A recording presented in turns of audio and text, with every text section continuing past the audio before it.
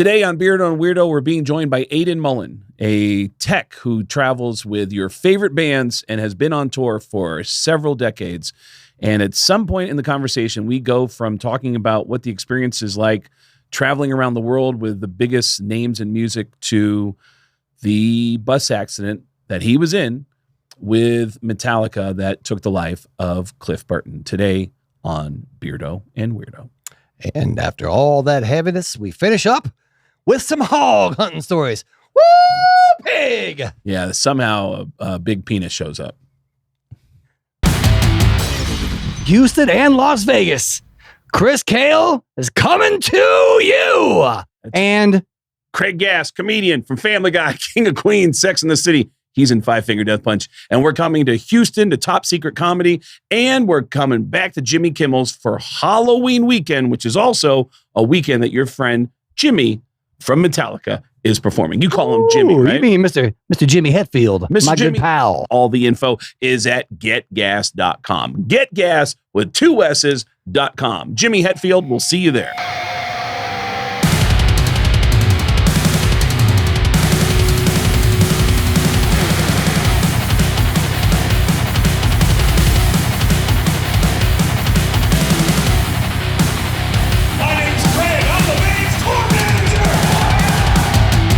Man, if you like stories, this is the episode for you. It's Beardo&Weirdo, my friend and sometimes bodyguard, Chris Cale from the rock and roll band Five Finger Death Punch. I'm Craig Gass. I'm the comedian. We are Beardo&Weirdo. Every music fan can relate to this experience. You love your favorite band. You go to see that concert. You get in the building. You're feeling the magic. And you look at the stage, and there are people allowed on the stage to help set up the show that makes you go, how did that person get that job? And we got one of the guys who has had that job for most of your favorite bands. We're being joined by Aidan Mullen. Thanks for coming on, Aiden. We are excited to talk to you. And my pleasure. And you've worked with everyone from Metallica, Def Leppard. You've played music. You were in Eddie Money's band at one point. And is he the one that be my little baby? Mm-hmm. That was him? Yeah. That wasn't me. Yeah. Yeah. 2 tickets to paradise. Yep. Now, I was thinking maybe going under a different name. He was Ronnie. What Ronnie says. I have to believe that you got bit by the same bug at some point when you were young and going to concerts. Was it the same thing for you? How did that guy get on stage? How do I get that job? Yeah, pretty much exactly that. Mm-hmm. In a roundabout kind of way, I grew up in the San Francisco Bay Area, and I've been playing guitar since I was 13. So what would that be? 1975. Whoa. Okay. And you know, the San Francisco music scene was a very tight-knit organization for the longest time. Very hard for somebody to kind of break into it. So one day I answered an ad in BAM magazine, Bay Area Music Magazine. Sure. There was a tiny little article in the back in the classifieds saying that the Eric Martin Band was looking for a guitar roadie. Whoa. And Eric Martin of Mr. Big fame. Eric Martin of Mr. Big fame. Oh, Great nice singer. Yeah. Great singer. Yeah. I recognize the name. I wasn't sure. Yeah. But you know, backing up to 1975 and you know, maybe even before that, I saw the Partridge Family for the first time. Okay. And I went, wow, I want to be that guy. Really? Yeah. That's the first time I've ever heard anybody say that. Yeah. Now, getting into music because of the Partridge Family. I love it. Yeah. Because of Cassidy or Bonaducci or just being on stage? David Cassidy / Keith Partridge. Yeah. You know? Yeah. Wow. He had that beautiful red burst Stratocaster and a couple of other cool guitars. I didn't know anything about guitars back then. I just knew that one day that's what I wanted to do. Mm-hmm. And I was going to do anything and everything I could to make that happen. Was that your first ever concert? Was the Partridge Family? No, my first ever concert was Montrose. Whoa. At the old Winterland Ballroom in San Francisco. Nice. Bill Graham. Yep. Wow. I was how old was I? I wasn't very old. I want to say I wasn't 16 yet. So I was 14 or 15 and some older friends of mine took me to see Montrose, and man, that was it. That was the game changer right there. Wow. So you start going to concerts and you feel that vibe that we all get drawn to, and it wasn't necessarily that you wanted to do that kind of a gig. You just answered an ad, and then that first job is with Eric Martin. And is it local or is it touring? Well, yeah. So, I mean, from that point forward, from that Montrose concert forward, and believe me when I tell you that I saw, more amazing shows in that middle to late 70s time frame in the Bay Area. We could talk for an hour just about all of the shows that I saw. But I knew at that point that there was no question in my mind that I had to have something to do with that. I relate to that. And back then, my inspiration was as a guitar player, a young guitar player, who got chastised by his parents on a daily basis to put the guitar down, do your schoolwork, eat dinner, all of the things that young guitar players have to endure, right? And fast forward to 1984, I was working. I've always been kind of technical. I learned a lot from my grandpa on my mom's side. He taught me a lot of skills, a lot of how to fix things, and electrical and carpentry and plumbing and all this mad stuff. And you can see where this is going. I learned how to solder, and so I was working for what would in later years be considered a high-tech startup in Mountain View, California, down there by San Jose.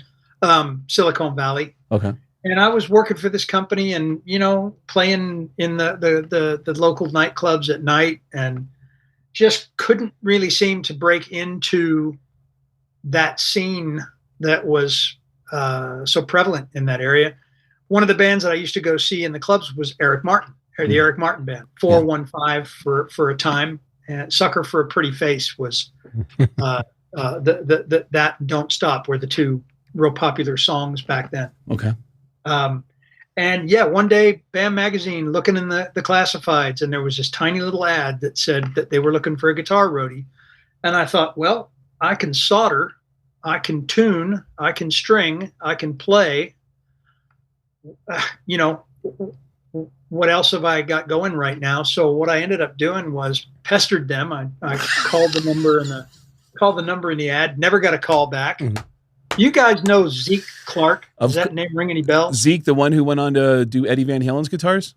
Yep. Yeah. That guy. So in the ad, it said, call Zeke Clark. Get out of here. That's the 707 phone number. Small world. Wow. Yep. So I called the number, never got a call back. Turns out that number, believe it or not, was a payphone on the wall. Well, now it gets funnier. It's a payphone on the wall in the dining room in Eric Martin's house, where Zeke Clark happens to live in Petaluma, California. Eric Martin has a payphone in his house? He did back then, yeah. The music business is tough. You got to make money wherever you can. It's all about that was generating. And I want to say, I think it was Eric, it was Zeke, it was, I want to say Tom Duke, the bass player at the time. Yeah. It was at least those three guys sharing the house and in a neighborhood, that was the way that they didn't get stuck paying each other's phone bills, I guess. Wow, that's hilarious. Do you know if anybody else was also pestering them for the job? Do you know if there was like a rush of guys trying to take it? That I don't know. I do know what I had to do was I did a little research, and Eric was managed at the time by Herbie Herbert and Sandy Einstein. Sandy Einstein was Eric's day-to-day guy at Nightmare. Let me make sure I'm doing this correctly. Yeah, Nightmare Management. So I called Sandy Einstein in his office, cold called him, and said, hey, listen, here's who I am. Here's what I want to do. I've called this number. Nobody's calling me back. And he said, leave it with me. Next thing you know, I get a call from this guy, Zeke Clark. Oh, love it. And he hires me.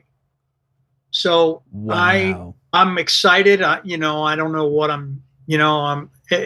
it was great. I can still feel that elation a little bit. I was pretty excited. Nice. Back at that time. And this was, I want to say April of 1984. And long story short, I gave up my job at the high-tech startup for $50 a show and driving a truck with Zeke in the other seat. Oh, you had to take turns driving? Yes. Wow. You and Chris Cale have kind of a similar story in that the obsession starts when you hear there's an opening, but you don't settle for waiting. You kind of hover around, you keep digging, and once has that always been your personality? When you want something, you just keep going until you get it, because that is incredible persistence you're talking about. So yeah, it is. It's something that I learned early on. I've tried to instill that in both of my kids. Both of my kids are in the music business now. Yeah. And my daughter has picked up on that more than my son has, but they're both successful in their own right. And we'll get to that. I over the years, that persistence, has it shown up when as you've worked your way up to bigger and better jobs in the industry, where it seems like the travel must be better, the pay must be better. Did you have moments where you hear about openings and you go, oh, and you start, like, you can't get it right away, but you know that it's there and you kind of keep persisting at it? Has that always been a constant in your career? Yes. I find that. Yes, absolutely. I've always, if I hone in on something that I feel is something that I want to do, or something in my best interest, or just a good opportunity, I'll do anything I can. And it's the old adage, don't take no for an answer. Of course. There's a lot of people that do, and I don't. Also, there's say yes to everything. When they say, can you do this? Oh, absolutely. I get, I have the same thing when I get auditions for like cartoons and stuff. They go, hey, can you do this voice? I go, oh my God, that's my favorite voice to do. But how long do you need until you need me to send it to you? And they'll say, get it to us by next Friday. And I go, oh, no problem. And then I'll just work on it, You had a question, Chris? One thing that I like about the story too is you went the one route, seeing the ad, calling that number, but then doing your research and finding another avenue by getting in touch with the management. Yeah. I did the same thing. Like, I didn't know anybody in Five Finger Death Punch, so I slid into Jason Hook's DMs. Yeah. And that's how I got the gig. So Yeah. kids, listen to this stuff. There's going to be a traditional route, and then the route that's going to get you there. So just stay open and pay attention to all those routes. If you want it out there, you can get it. How long do you work on the road before you don't have to drive a truck anymore and you can actually sleep on a bus? How many years is it from those truck days? Well, funny. So 1986, I get Bobby Schneider. Does that name? we might have to bleep that name in a little bit, because I got a story about Bobby Schneider, but go ahead. Okay. Oh, so do I. Do I. I'm here for it, fellas. Yeah. I'm here for it. But yes, in fact, I will say, when you said that name, I shook a little bit when you said that name. Nice. And I have a memory as a 14-year-old kid going to a concert, and I did have a run-in with Bobby Schneider, and I am not the only one who has, by the way. But go ahead. That's almost kind of creepy, talking about a 14-year-old. Yeah. Well, yeah. And we just got demonetized. But anyways, you get a call from Bobby Schneider, 1986. I got a call out of the blue. Didn't know who he was. And it was, I had actually moved back in with my folks for a time. They had moved when I graduated high school. They moved out of the country. They went back to Ireland, where my dad was from. My dad retired. And then they came back to the U.S. in 1985 and bought a house in Sebastopol, which is up in Sonoma County. Okay. California. So anyway, that's kind of just background. So I had moved back in with them for a time. And in 1985, after Eric Martin, I worked for a couple of different bands. My very first actual tour was working for the band Billy Satellite. Oh, yeah. From Oakland, California. Okay. Danny Chauncey, the guy that I worked for, went on to play guitar for years with 38 Special. Okay. Really talented cat.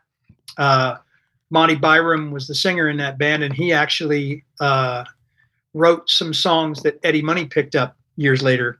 But we went out, and again with Zeke, because Eric split the band up summer of it. So that tenure with him was very short. And Zeke drugged me along to work for Billy Satellite, and we were opening for Night Ranger on the Midnight Madness Oh, tour, wow. which was outstanding. Some other guys from the Bay Area, Night Ranger, Yes. right? Yeah. Yes. And, So- and, you know, if you recall, then they were at the top of their game. Yeah. You know, and you can still rock in America, etc. So here I am now. I'm 22 years old, and I'm out on my first tour, and oh boy, you know, reckless abandon. It's funny because you're teasing this name, Bobby Schneider, and nobody in the audience knows this yet. But when he says Bobby Schneider, this is a big deal to get a phone call from this guy, because the connection that Bob Schneider is a big connection in the touring industry. Okay. Yeah. So I tend to get off on tangents, but I'm working my way to it. So I'm living with my folks. At the time I'm working for Y&T, another Bay Area band that did some good things. I think they should have been bigger. They still work, and they're great. They're one of my favorites. Lars Ulrich always talks about Lars Ulrich says growing up in the Bay Area that he would go see Y&T and that he considered them to be rock stars. Oh yeah, man. Yeah. I would agree with that. You know, Leonard was in the band. Leonard Hayes. It was the Four Originals when I worked for them. Yeah. They were moving in a little bit different direction. They were listening to people, and you know, Summertime Girls was the single, and there were some brightly colored outfits and things like that. That's right. But it was a good thing. It was a good thing. But I get my dad comes in the room and says, "Hey, there's this guy Bobby Schneider on the phone. He wants to talk to you." Wow. So I pick up the phone, and it's Bobby calling me because Adam Day, my good friend Adam Day, and I worked together for Y&T. Get out of here. He was Meniketti's guy, and I was Phil Kennemore's guy.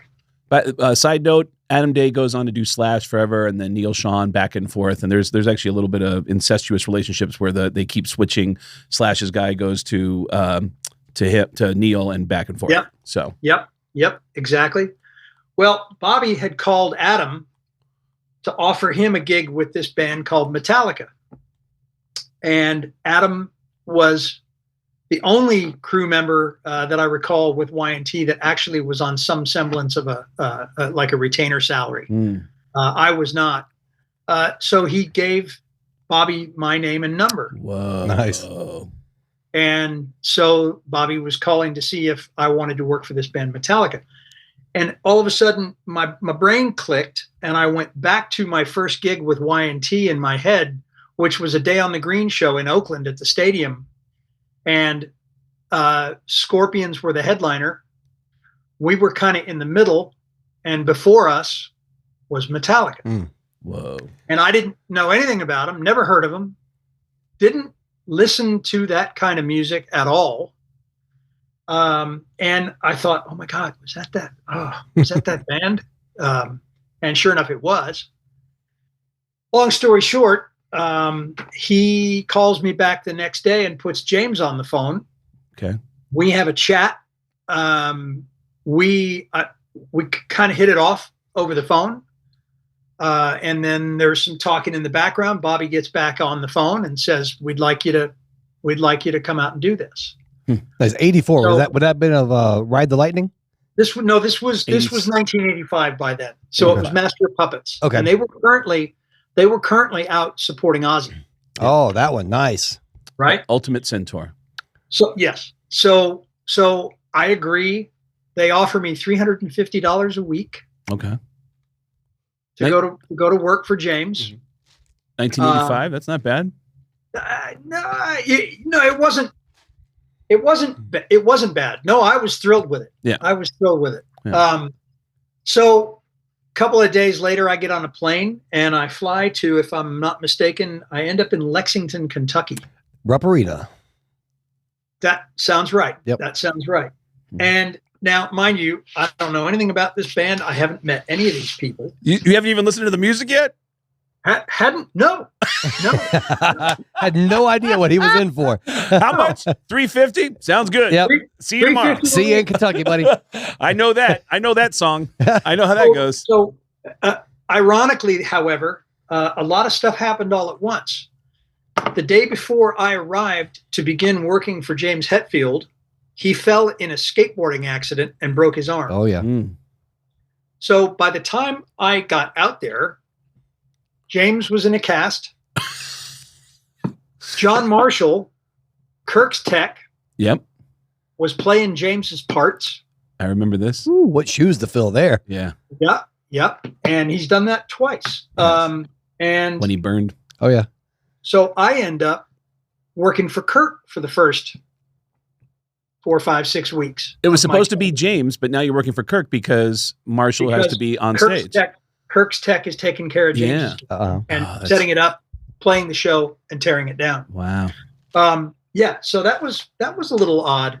But I think even more odd than that was my arrival at the hotel that morning. I took a taxi from the airport, went to the hotel at Bobby's direction. He says, come knock on my door. I'm in room, blah, blah, blah. I get there. It's not early. It's, 9 in the morning. So I go up and I knock on the door. Bobby Schneider opens the door to his hotel room. And you think he would have thought to put something on. I mean, if you're knocking on my door at 9 a.m., you're getting what you get. Good morning. Welcome to the tour. And I am Jewish. You startled me. I'm startling you. Yeah. Wow. Oh yeah, I got the full Monty right there. I better listen to these songs and see what these guys are up to. Like, hey man, welcome to Metallica. Yeah. So and I'll be honest, I kind of grew up after that moment. That was not something that I would ever do. Clip it, Alex. Yeah, much like Bobby Schneider, clip it. Yep. So I was suitably embarrassed and thinking to myself, what have I got myself into? But he says, look, go downstairs, go find John Marshall. He's down there somewhere. Get something to eat. And then you guys are going to go over to the venue. So I go downstairs. I'm looking around and I finally see this really tall dude with long hair sitting by himself at a table. And it was, so, the atrium hotels? Yes. Right? Where you're like multiple floors and you can see inside in the, when you walk glass out your elevators, sure. Plants, bubbling ponds and things like that. Yeah. So I find this guy, John Marshall. I sit down with him.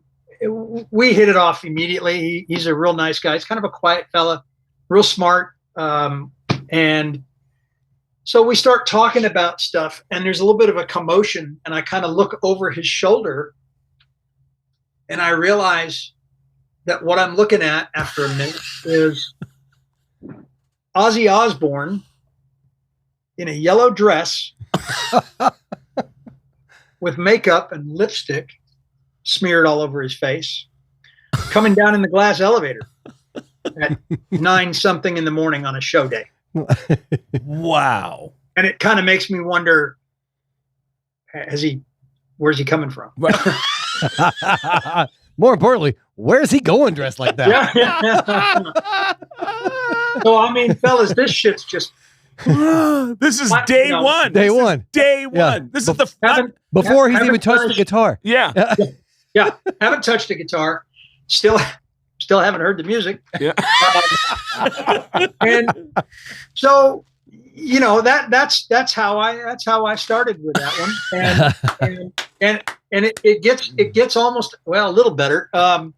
So I get to we get to the gig. We start setting things up and technically everything was smooth, Mesa Boogie amps, Marshall amps, Jackson guitars, all good. No problem. Okay. Floyd Roses, but but Kirk is such a sweet guy. Yeah. That he welcomed me with open arms. Given the circumstances, man, it could have been a nightmare. Mm-hmm. Yeah. So we do a couple of shows with Ozzy, get on the bus, bus tour, the whole bit, get on the bus. And I want to say it was the third show, and I couldn't tell you where it was. I should have done a little bit of research. But maybe the third show in. And now Bobby's the production manager at this point. Mm-hmm. And he says to me, listen, I need you to drive the truck tonight. Now, I thought there was a truck driver, or maybe the gear was riding in the nose of one of Ozzy's boxes or something. But no, it's in a rider. And it was my birthday. Oh. That's what it was. Oh. I was for a happy birthday. Happy birthday. You're going to be driving a truck tonight and not driving sleeping. the truck after the show. Yeah. So I did. And I didn't meet the guy. There was another guy who was driving this truck, and he needed a break. And that's why they asked me to drive. Okay. And that was Eddie Kircher. You know Eddie Kircher? I feel like I've heard that name before, but I don't know where I know that name. He's gone on to do Incubus for years and a number of other things. As a tech or as a production? As a tech, then as a production manager, stage manager, production manager. Gotcha. But I kind of thought there'd be more of a reaction from you fellas. Oh man, sorry. Yeah, I know I've heard that name before, but I couldn't place where. But Schneider, I just want to point out to people, notoriously worked for a bunch of Q Prime bands. Q Prime in the 80s had Metallica, Def Leppard, Tesla, and Dokken, and Schneider would tour with all of them. Okay. Schneider was out with everybody. Yeah. So anyways, but and I'll just go ahead and just mention there was one show, I think it was a Dokken show, where I had a pass and I'm just walking from one spot of a hallway to another when Schneider jumped out and just started screaming at me. And I went, what is going on? I was 14, 15 years old. And he said, this kid's trying to steal stuff from the dressing room. And I was like, and then years later, hold on. Chris is laughing because years later, I have a thing about going into catering and grabbing a water, which Chris always makes fun of, that I'm stealing water from catering. Yep. But I'm always looking for a bottle of water to be able to walk around with. But in fact, just this past weekend at Welcome to Rockville, as soon as he gets to my dressing room, hey man, can I get the water? Hey, and then he's like, oh, you mind if I charge my phone real fast? So even at 14. But what Schneider was specifically saying that night was that I was going to try to get into the band's dressing room to steal their things.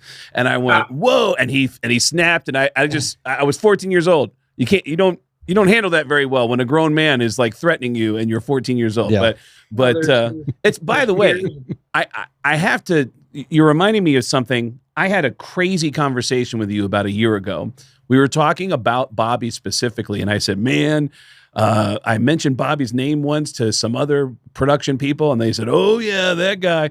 And I said, man, that guy was really tough, and apparently he had a reputation for being really tough. And you paused and said to me, yeah, but that guy saved my life. He did. And I said, oh. And then you said he helped save my life when I was in the bus accident with Metallica. And I just stopped for a second and went, you mean the bus accident? You were on that bus? Woo. Yeah. Oh my. What country did that accident happen in? Sweden. In Sweden? Yeah. And you ended up, how did Bobby save your life that night? So the bus, long story short, the bus hit some black ice, spun around and flipped on its side, facing the opposite direction that it was traveling in. So it did a 180, and I'm a light sleeper on buses, more so now than before that. But I woke up before the darn thing did what it did, and I'll never forget it as long as I live. And when it flipped on its side, everything. So back then there were no laws or regulations pertaining to how tour coaches were designed, particularly on the inside. And in this case, they had started with a bus that had windows all the way down the sides. and then they put plywood walls up against the windows, and then they and in some cases, I've been on European buses more recently where I've had to look twice, you know, because it looks like they're kind of getting back to doing that a little bit. But when the bus flipped, I was in a bunk above Cliff, and the force of the bus leaning over and hitting the ground not at speed, but it was moving when this happened. So there was more force to it than there would be if it just sort of laid over on its side. So when it hit the ground, that window broke, and the two of us went through the window hole. Oh my God. And as luck had or didn't have, I can't say that really, that's inappropriate. The way that it worked out was that Cliff was laying on my arm. And I was laying, as it turns out, lengthwise within the rectangular window hole. That was big enough to accommodate me laying lengthwise. And Cliff was laying on me at an angle. And he didn't survive, obviously, because the bus came down on top of us. But all of the personal crap, the bags, the upholstery, the wood, the pillows, the blankets, the comforters, all that shit was just piled on us. And I couldn't breathe. I couldn't move. I barely knew at that point what had happened, what was going on. I did not know that Cliff was next to me. I didn't know who, what, where, when, how. And I was struggling to breathe, couldn't breathe. Finally, within what it seemed like it dragged on for minutes and minutes, but was probably only 30 seconds or so, I realized that I'm not going to make it out of this. I can't breathe. I'm suffocating. I thought of my folks. I thought of friends and thought of what a shitty thing to happen. And all of a sudden things began moving around me and things were being pulled off of me in a frantic way. And funnily enough, Bobby and I did a podcast together not long ago, maybe 6 months ago. And he and I had never discussed this. Ever. No one ever asked me to chime in on my experience with that bus accident. And it's fine. I'm not mad about it or anything else, but I remember things vividly, and I do remember them maybe a little bit different than some of the others remember them. A lot of the folks, when that bus crashed, they were sound asleep. I wasn't. But things were being pulled off of me, and all of a sudden I could breathe, and then more stuff got pulled off, and I heard Bobby's voice saying, "Take it easy, we got you. We got you. Oh man.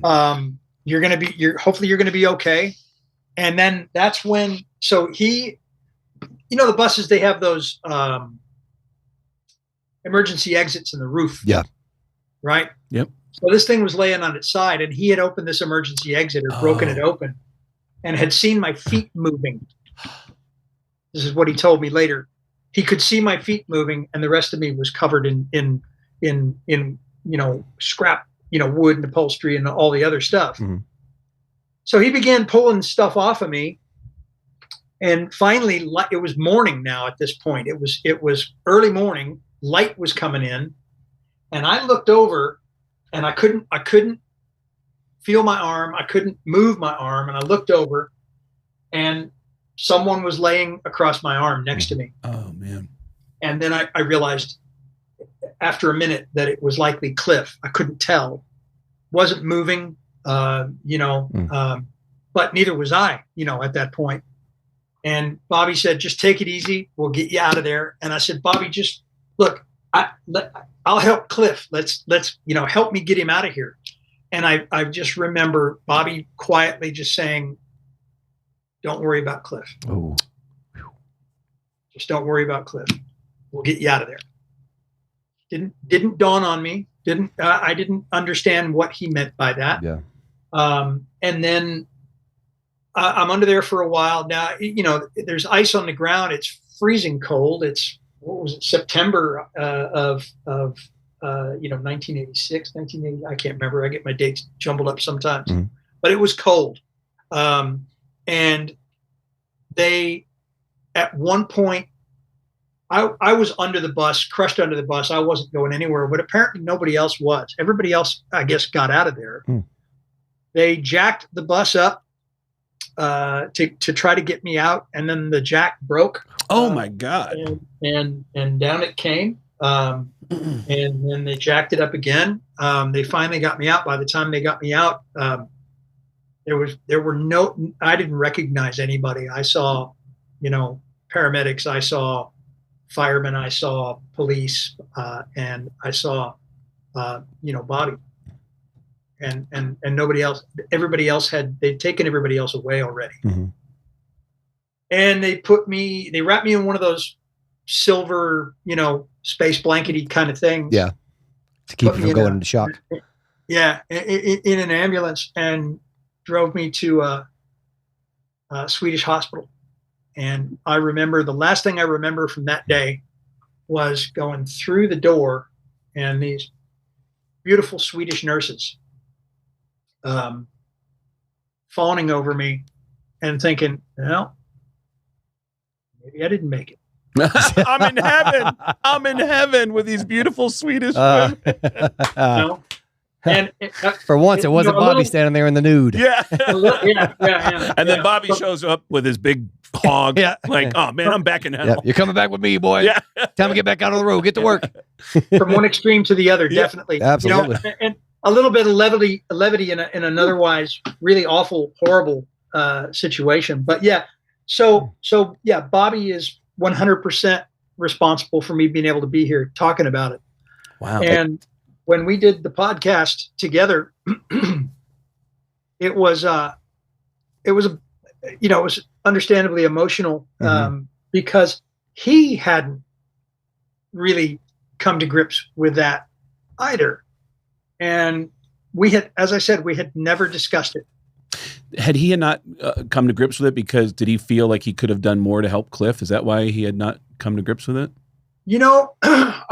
I would imagine we all felt that way. Mm-hmm. He didn't say that in so many words. It was a traumatic experience for everybody involved. And he was, as production manager at that point. Well, no, I take that back. Was he tour manager by then? No, he was still production manager. But he was the guy responsible for us, Right.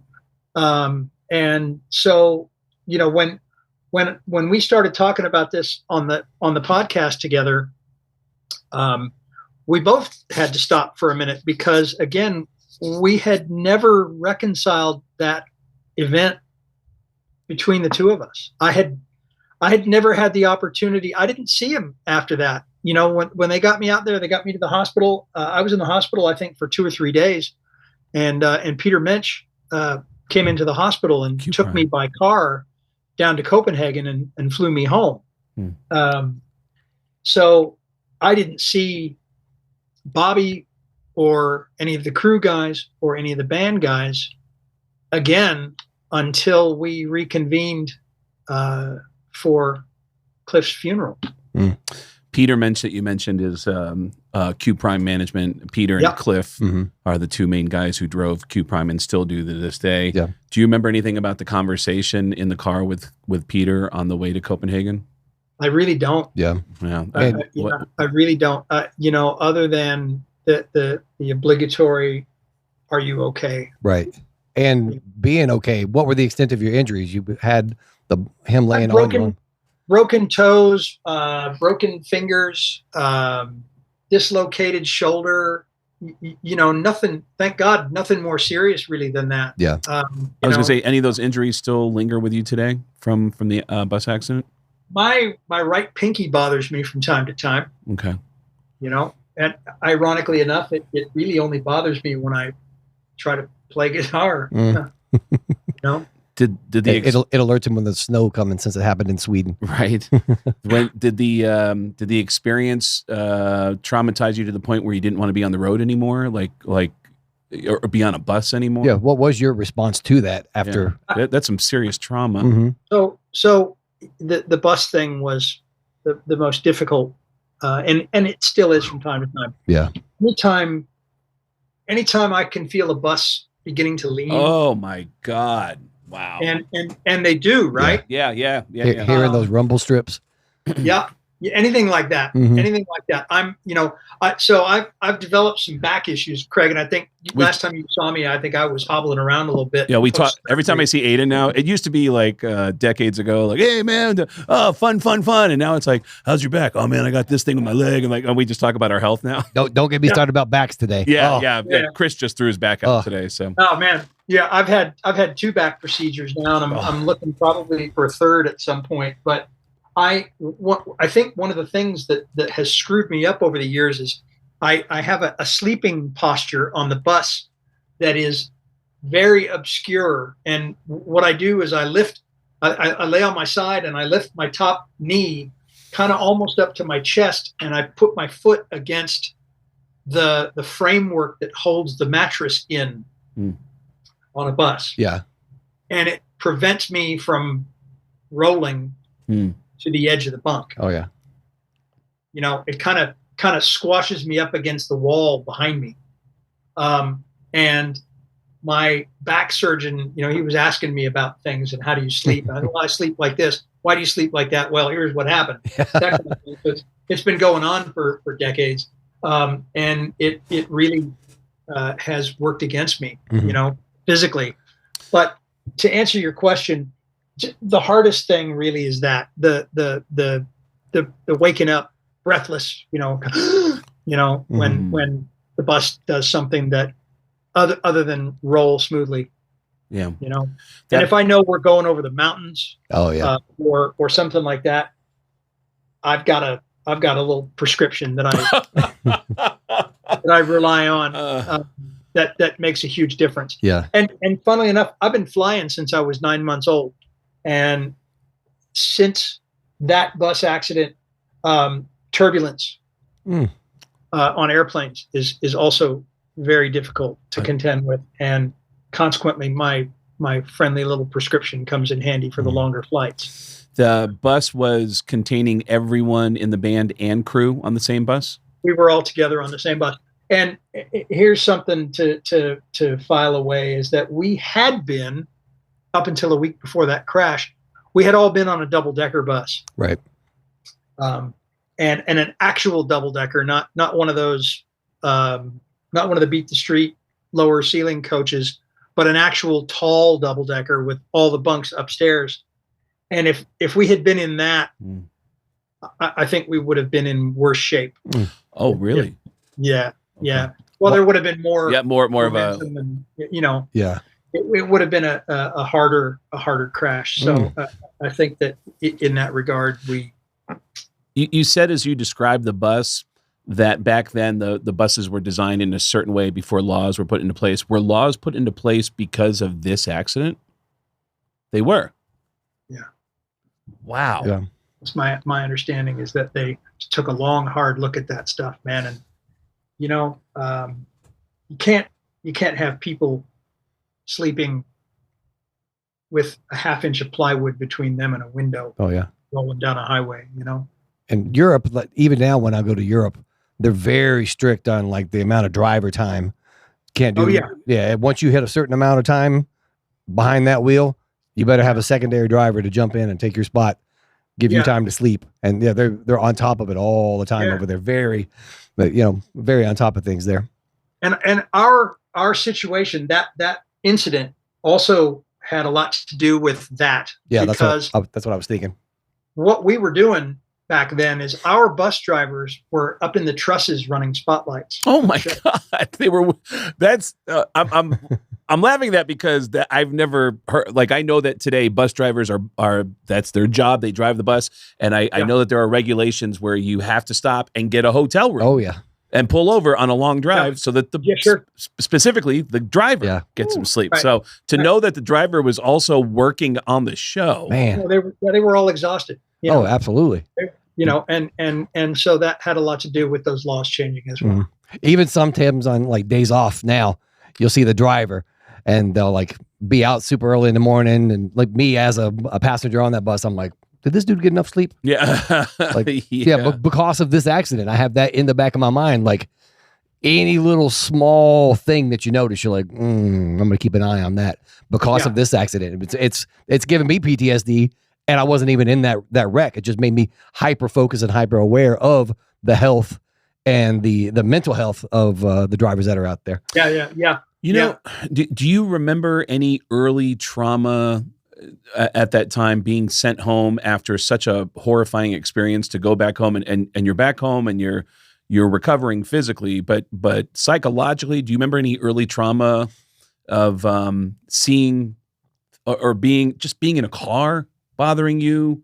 Do you remember being hypersensitive to situations? I couldn't tell you any specifics other than just a general feeling of unease in vehicles, and that honestly hasn't changed.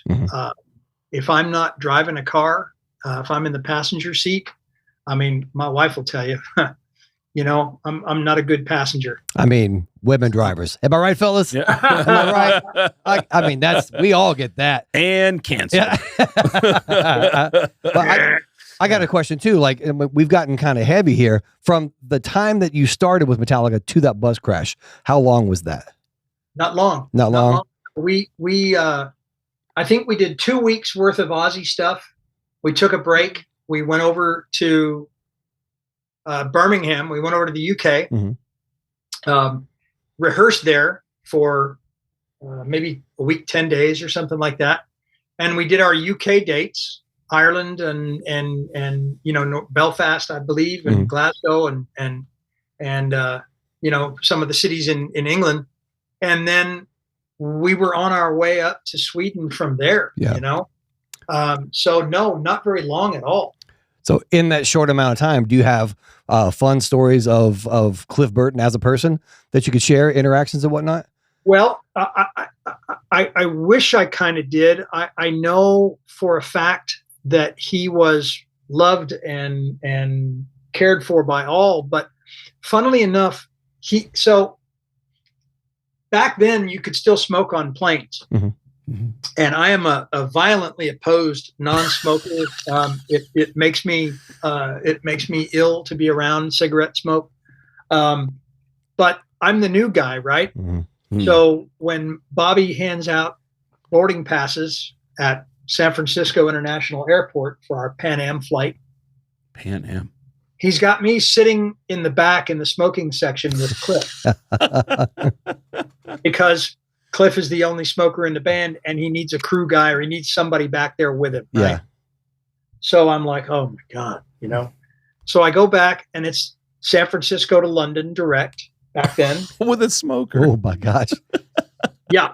And a really enthusiastic smoker, couple packs a day kind of guy. But what it was the first time that I had said more than hi to him and vice versa, and we bonded during that flight. We got to know each other, and it wasn't really. I don't know. I mean, I got along probably with Kirk and then with James better than anybody else, although, everybody at the same time. But Cliff was I remember him being kind of quiet. I didn't have much interaction with him until the night that he passed. And we were, where the heck were we? After the show that we did that night, he and I we're hanging out with a few locals, having a few drinks, and having a great time. Just an absolute great time. Laughing, carrying on, hooting and hollering. And it was amazing that was my last night with him. Wow. It was his last night with us. The last night that Cliff Burton was with us was the night that you felt like that you had really started to bond with him. Yeah, after spending that time with him on the plane, and this was the first time that we hung out on the road. Right. So after that accident, you saw the rest of the band and the crew at Cliff's funeral. What was the next gig that you had after that? And walk us through that. The next gig that we have, so that was when we went into auditioning bass players. Oh. In Hayward, California, East Bay, in a shitty old, just a terrible little rehearsal studio. And my job, one of my jobs, was shuttling back and forth auditionees from Oakland and San Francisco and San Jose airports. And I went to San Francisco airport to pick this guy up. And even back then it was a nightmare. It's probably worse now, but traffic in and out of that place. Oh, yeah. But I'm in a like a 15 passenger van, and I'm just looking for one guy, and I pull in and across 2 lanes where he's probably not supposed to be, because he's supposed to be over here for me to pick him up. Yep. I see this scrawny kid in black leather with a gig bag and long curly dark hair. And I rolled down the passenger window and I said, "Hey, are you Jason Newsted?" And he looked at me and he went, "Shut up." Really? That's your intro to Jason Newsted? Yeah. And all right, see you later. Yeah. and we've been friends ever since. Very nice. I knew at that point there was no question in my mind who was getting the gig. That is hilarious. Yeah. Yeah. I mean, we've seen that famous picture of Cliff doing the middle finger right there. Oh, yeah. And that's the spirit of Cliff right there in Jason in that moment. I love that. Do you remember before Jason showed up, you said you had to shuttle different people who were auditioning. Do you remember returning anybody back to the airport and saying, it'll be okay. Yeah. You'll find another job somewhere. Nice try, kid. Yeah, because I mean, there is the psychology, and I know this from auditioning for shows and that, afterwards you're like, did that go good? I don't know, did it? Yeah. And you kind of try to analyze how people reacted. Were you getting those kind of conversations? Aiden the whole time is going, "Did you see that audition? Were you there?" Yeah. Do you remember those conversations with other people who auditioned? Not really. Yeah. Not really. There wasn't anybody. One fella, Brent, what the heck's his last name? He ended up playing with the Starship for a while. I'd have to go back. I'll catch up with you guys and tell you who it was. He was the only guy, and he wasn't the right guy. He was a mild rocker, kind of like me when I started working with them. Right. But I remember a couple of the guys that auditioned. I can just remember standing there just shaking my head, looking at the other guys going, "What? Who brought this guy in?" Yeah. It's funny. We did skip over one key moment of Aiden's trajectory with Metallica. He just mentioned, I'm kind of more of a mild rocker. You haven't said yet, after talking about, I got offered this gig, I have no idea what they sound like. They're called Metallica. I get flown to Kentucky. I still haven't heard this music. Yeah. Do you remember the first time? Was it a recording or was it them live that you heard them heard their music for the first time? Well, to be fair, the first time I heard them live was at that Day on the Green. Day on the Green. Yeah. Oh, that's right. Right. God awful. Yeah, I thought you had mentioned that you weren't paying attention, and so I thought that maybe you didn't know or didn't watch them at all. But well, no, I remember hearing the noise from up the ramp, I mean, they had a different tech back then. Of course, it's going to sound a little messy, They hadn't gotten Aiden yet. Going down the ramp at Oakland Stadium, and just having to see what the hell I was hearing, and got down there, got onto the back of the stage, and looked across. And there are these guys, flipping the hair around and shouting and screaming. And It made no sense to me. Here's a part for the Patreon page, Alex. So I had that same experience where I got out of the bus. Yeah. So my first, the first time I ever heard more than one Metallica song was the first night I worked for them. Wow. And it sounded like the second Metallica song. It sounded like the third one. It sounded like the last one. So there were a couple of points in the show where I was required to walk up the side stairs and place a microphone so Kirk could go die, right, and then I'd take the microphone away. Okay, but I had no idea when that point in the song was. So the monitor engineer would stand behind me with his hand on my shoulder, and as soon as the part came up, he'd go, and up the stairs I went, and then I'd bring the mic down, and then I'd sit there, ready, and nice. I'd go up there again, and that's how I did it. I did it that way for, at least a week. How long before you realize how many dies you're supposed to stand up on stage for? It's like the Tootsie Roll question or Tootsie Pop. It took me about a week to get to the point where I could differentiate, and then it, now of course when I hear these songs, I can remember my guitar switching. Still remember Bobby's penis. The three beautiful Swedes. the beautiful Swedes. How long do you stay with Metallica before you move on to another artist? Well, it didn't last. So I had a long conversation with Bobby Schneider, and I realized at that point that I still hadn't got my playing thing out of my system. And there's a lot of guys that do my job that would rather be playing. Sure. And sure, that that makes sense. It kind of applied to me for a minute. But I decided that I really had to try one more time. Yeah. And so I opted, Zach Harmon, who still works to this day, for Metallica, had come in when we hired Jason. He came in as Jason's tech. Zach came from Flotsam and Jetsam? No. Zach came from, he worked for Armored Saint. Oh, okay. And I honestly don't remember how we made the connection with him. I think it was just kind of the California metal scene. Yeah. And Zach is now the crew chief, isn't he? He's the crew chief. He's still Rob's bass guy. Right. And we're still in touch. We're still friends. Yeah. So I finally said to Bobby, I said, look, I really feel that I need to try this one more time. I need to see if I can do this.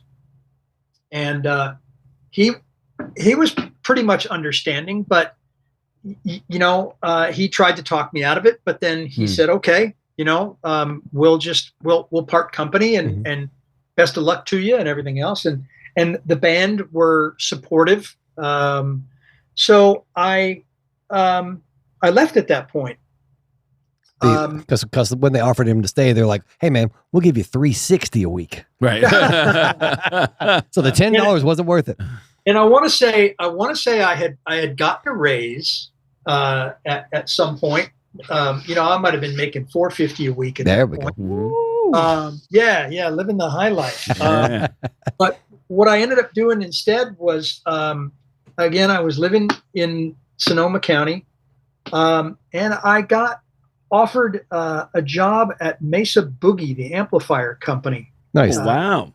It's right down the road. To stay home, to not have to travel. To not have to travel. Okay.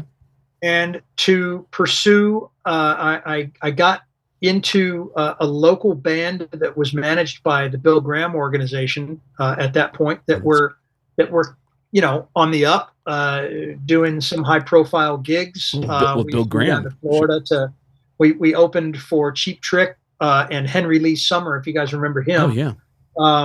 We went and did a spring break thing down in Florida, and it was the best thing that ever happened. You know, it was like thousands of people, and I was playing guitar on stage, and everything was groovy. And that ran its course. And one day I got the opportunity to audition for Eddie Money. And it went real well. I didn't get the gig. They ended up actually not hiring another guitar player at that point, which made me feel a little bit better about not getting the gig. Yeah. So I continued working for Mesa Boogie, became their first like artist relations rep. All the guys went to a NAMM show in January, and they asked me to jump in and answer phones. And next thing you know, I'm dealing with people like Reeves Gabrels from Tin Machine, and you know, others. Alan Rogan, if that name rings any bells. Was Tim McKee there with you as well? He was later on. Okay, that was my guy. Sean Beresford came in. Sean Beresford came in, and then Tim came in after Sean, I believe, if I'm not mistaken. Yeah. I do real estate. I'm a realtor as well. I dabble right now, but so is Tim. Yep, exactly. He's a realtor in Petaluma. Aiden, I'm realizing with this conversation that we are going to, if you're okay, we are going to have to do a part 2 with you, because I have a long list of questions that I know you would have great stories to, and we usually go about an hour on every episode, so we're going to have to wrap soon. Okay. If you're okay with it, we'd like to do a part 2 with you eventually, but there's a couple of fun questions that I just love asking people about human behavior and the experience. And, you know, this next question I want to ask is absolutely a Patreon question, because your answer, I just want an honest answer. You have been around the world countless times. You have no idea how many times you've been around the world. You've just been around the world countless times. A bunch, yeah. What, and again, this is for Patreon, what city do you hope to God you never have to go back to, and why? all of these stories, by the way, great Patreon, so thank you for that. And if you want to get those answers, go to our Patreon page for those answers. But one other thing in regards to those long days too, like as an artist, have you ever had an artist come up, because I've done this before, and I can't do it anymore. It's just like you'll be next to a crew guy and you're like, oh man, I'm so tired today. Knowing that I work an hour and a half a day sometimes. Right. We'll just say yes. Okay. Hey, and to the stuff that we got into on the Patreon part of the show, have you ever had a gig that was you were so unhappy that you said, you know what, I'd rather go home right now? Has it ever? You have. And has it happened more than once for you?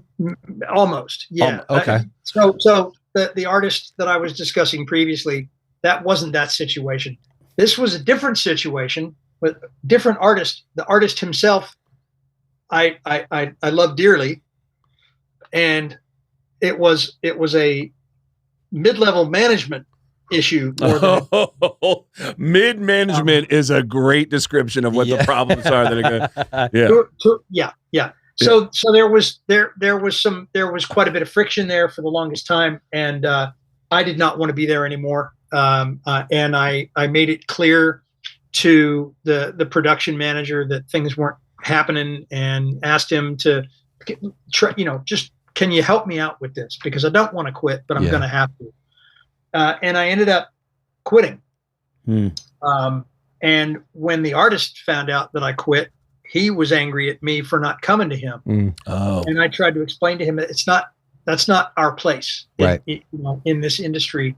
And a couple of times that I've seen that actually happen were astounding to me. Somebody who didn't get along with anybody on a tour and got fired, and then went to the artist and tried to get their job back through the artist, you know, that kind of thing.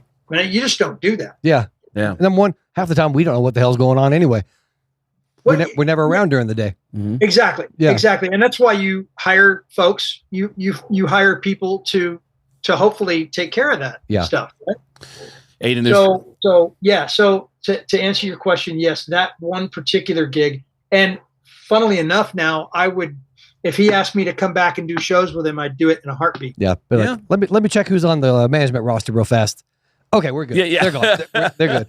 Yeah. And this was back in 2004. And you know, quite honestly, it worked in my favor because before I had even my last show with them was the old Universal Amphitheater, Gibson Amphitheater, whatever, you know, they're at Universal Studios. Mm-hmm. And that night I got a phone call and I was offered the bass tech gig for Phil Collins. Oh, wow. Working for Lee Sklar. Oh, beautiful. My So bass, my work case, bass I had and to pull- beard idol. Really? Yeah. I had to pull the label, the shipping label off of my work case that had my work case going home and put it on there and send it over to Europe where we started Beautiful. the No Jacket Required tour. And that's where part 2 is going to begin once we get you back in here. Cause I cannot wait to hear those stories. I got to tell you, Aiden, these stories, I'm always saying to Chris, when we talk about different people to have on the show, even if they're the most famous person in the world, and I learned this from Howard Stern. Howard Stern would regularly turn down, I'd be in the pitch meetings and they'd say, hey, super famous guy wants to come on. And he'd go, but are they willing to talk about this? Or do they have any stories about this? Mm-hmm. And if they don't, he'd say, I'd rather do something interesting. I don't care that it's a famous guy if they're not going to tell us any interesting stories. Like making girls come on a Sibian. Yeah. Got it. Yeah. There goes our YouTube. And Come to the house on a Sibian. And I just know, Aiden, I'm still fascinated with guys like you.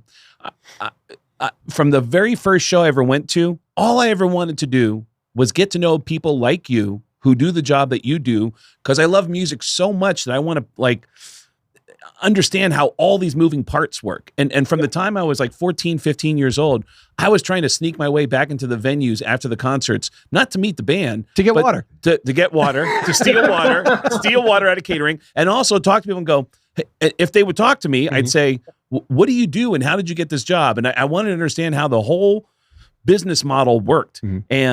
And my God, you really stunned me a year ago when I was kind of laughing about, that guy Bobby Schneider yelled at me and I'm still traumatized. And apparently I'm not the only person he yelled at. And you said, yeah, but he saved my life. And I said, oh, okay. And then you said, when I was in that accident with Metallica, and I just kind of paused and went, wait a minute.